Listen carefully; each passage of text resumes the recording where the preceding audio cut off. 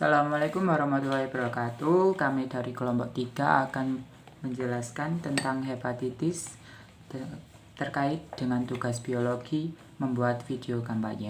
Hepatitis, pasti kita tidak asing dengan kalimat ini, baik kita mendengarnya saat pelajaran di sekolah atau mendengar orang-orang lain bercerita tentang penyakit ini. Nah, sebenarnya apa sih penyakit hepatitis ini? Nah, bagaimana penanggulangannya dan juga apa penyebabnya dan apa jenis-jenisnya? Nah, di sini kami akan menjelaskan tentang masalah-masalah tersebut. Pertama, hepatitis. Hepatitis adalah peradangan pada hati atau liver. Hepatitis bisa disebabkan oleh infeksi virus, bisa juga disebabkan oleh kondisi atau penyakit lain, seperti kebiasaan mengonsumsi alkohol, penggunaan obat-obatan tertentu, atau penyakit autoimun. Nah, jika disebabkan oleh infeksi virus, hepatitis ini bisa menular. Hepatitis dapat bersifat akut atau cepat dan tiba-tiba. Dan juga hepatitis ini bisa bersifat kronis atau perlahan dan bertahap. Nah, jika tidak ditangani dengan baik, hepatitis dapat menimbulkan komplikasi seperti gagal hati, sirosis, atau kanker hati. Nah, seperti yang saya sebutkan tadi, penyakit hepatitis ini dapat melalui infeksi virus. Nah, ini adalah beberapa jenis hepatitis yang disebabkan oleh infeksi virus. Hepatitis A disebabkan oleh infeksi virus hepatitis A, HAF. Hepatitis A ditularkan melalui makanan atau minuman yang terkontaminasi. Fase penderitaan hepatitis A yang mengandung virus hepatitis A. Hepatitis B disebabkan oleh infeksi virus hepatitis B, HPV. Hepatitis B dapat ditularkan melalui kontak langsung dengan cairan tubuh penderita hepatitis B. Cairan tubuh yang dapat menjadi sarana penularan hepatitis B adalah darah, cairan vagina, dan air mani. Hepatitis C. Hepatitis C disebabkan oleh infeksi virus hepatitis C, HCV. Hepatitis C juga ditularkan melalui cairan tubuh. Penularan bisa terjadi saat berhubungan seksual tanpa kondom atau menggunakan jarum suntik bekas penderitaan hepatitis C. Jika ibu hamil penderitaan hepatitis C, bayinya dapat tertular penyakit ini saat melewati jalan lahir ketika persalinan. Hepatitis D. Hepatitis D disebabkan oleh infeksi virus hepatitis D, HDF. Hepatitis D merupakan jenis hepatitis yang jarang terjadi, tetapi bisa bersifat serius. Virus hepatitis D tidak bisa berkembang biak di dalam tubuh manusia tanpa adanya hepatitis B. Hepatitis D ditularkan melalui darah dan cairan tubuh lainnya.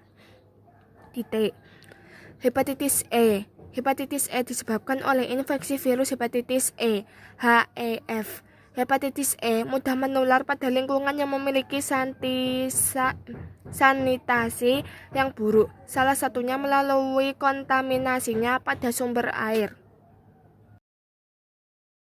Nah, selain disebabkan oleh infeksi virus, hepatitis juga dapat disebabkan oleh beberapa hal kondisi seperti berikut ini. Konsumsi alkohol secara berlebihan bisa menyebabkan peradangan pada hati dan menimbulkan kerusakan permanen pada sel-sel hati, sehingga fungsi hati akan terganggu. Jika dibiarkan, kondisi ini dapat berkembang menjadi gagal hati dan sirosis. Obat-obatan tertentu, penggunaan obat-obatan melebihi dosis dan paparan racun juga dapat menyebabkan peradangan pada hati. Kondisi ini disebut toksis hepatitis. Penyakit autoimun pada hepatitis yang disebabkan oleh penyakit autoimun. Sistem imun tubuh secara keliru menyerang sel-sel hati sehingga menimbulkan peradangan dan kerusakan sel. Nah, sekarang faktor apa saja sih yang dapat meningkatkan risiko seseorang menderita hepatitis ini? Nah, berikut ini adalah beberapa faktor yang dapat meningkatkan risiko seseorang menderita hepatitis, seperti kurang menjaga kebersihan, seperti tidak mencuci tangan sebelum makan, mengonsumsi makanan yang terkontaminasi virus hepatitis, atau makanan yang tidak dimasak hingga matang. Terus berbagi penggunaan barang pribadi dan jarum suntik dengan orang lain. Lalu melakukan hubungan seks tanpa pengaman dengan penderita hepatitis akibat infeksi virus. Memiliki penyakit infeksi akut dan kronis. Memiliki penyakit autoimun. Memiliki riwayat hepatitis dalam keluarga atau keturunan. Sering menerima transfusi darah, terutama bila darah yang didonorkan tidak melalui pemeriksaan ketat atau alat yang digunakan tidak bersih. Nah, pada tahap awal, penderita hepatitis biasanya tidak merasakan gejala apapun, sampai akhirnya penyakit ini menyebabkan kerusakan dan gangguan fungsi hati. Pada hepatitis yang disebabkan oleh infeksi virus, gejala hepatitis akan muncul setelah penderita melewati masa inkubasi. Masa inkubasi ini tiap jenis virus hepatitis berbeda-beda, yaitu sekitar 2 minggu atau sampai 6 bulan. Berikut adalah beberapa gejala umum yang muncul pada penderita hepatitis, seperti mual, muntah, demam, kelelahan, feses berwarna pucat, urin berwarna gelap, nyeri perut, nyeri sendi, kehilangan nafsu makan, penurunan berat badan, dan kulit berubah menjadi kekuningan atau penyakit kuning. Berikut adalah pemberian obat pada penderita penyakit hepatitis. Yang pertama, pemberian obat interferon. Meski beberapa jenis hepatitis akibat infeksi virus bisa disembuhkan dengan sendirinya, pemberian obat-obatan ini perlu dilakukan ketika jumlah virus penyebab hepatitis cukup banyak. Dokter akan memberikan obat interferon untuk menghentikan penyebaran virus dan mencegahnya kambuh. Obat ini biasanya diberikan melalui infus setiap minggu selama 1 tahun. Kedua, pemberian obat imunosupresan.